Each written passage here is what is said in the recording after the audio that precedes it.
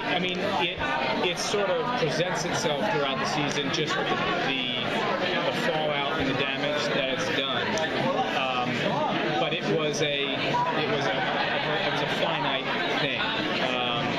So once now that we're out of that, the repercussions, because to all of us that were cocoon, that was we lived a full year's worth of experiences, and for Julie and I, that clearly poses a problem because her and I have only been together for a little over 3 weeks. So 3 weeks versus a year that I've lived with this other woman, even though it didn't happen to us two, it feels like it did. And so getting past those hurdles becomes a big deal.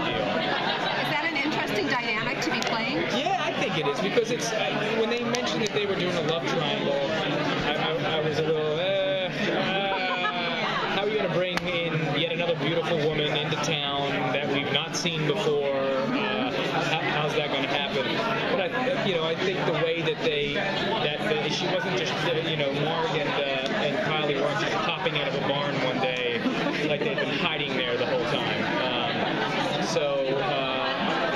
I think the way that they introduced everyone this year was really great and believable, and it's been fun to play, and it's fun to see the fans' reactions. It kind of reaffirms that it's nice to have them supporting sort of that Barbie Julia thing, because it knows that we've really struck a chord there, that when they see that challenged, they start sort of resisting and fighting back against it. It's kind of cool. I have a question for Marg. In the panel, you said that with the episode you're filming right now, you do something crazy. At the end of the episode, can you tell us what episode number that is and who that scene involves? 11.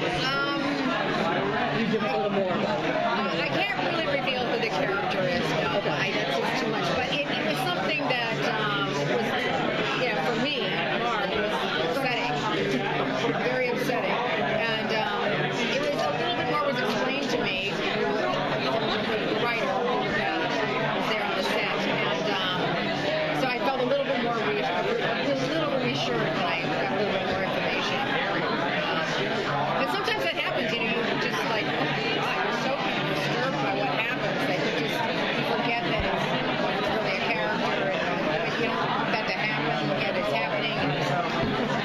Colin, what's the season 3 experience for you? Has it been different than the previous seasons? I think actually it has been a little bit different. I feel like they've been giving me some good stuff this season. I think that Joe does a lot of growing up in season 3. He's got his own little love triangle going on with Nori and Hunter. And, Joe loves Nori, and I think that he also fights for what he believes in. But he is a sweet kid, so we'll see how that whole thing plays out and who Nori decides to go after.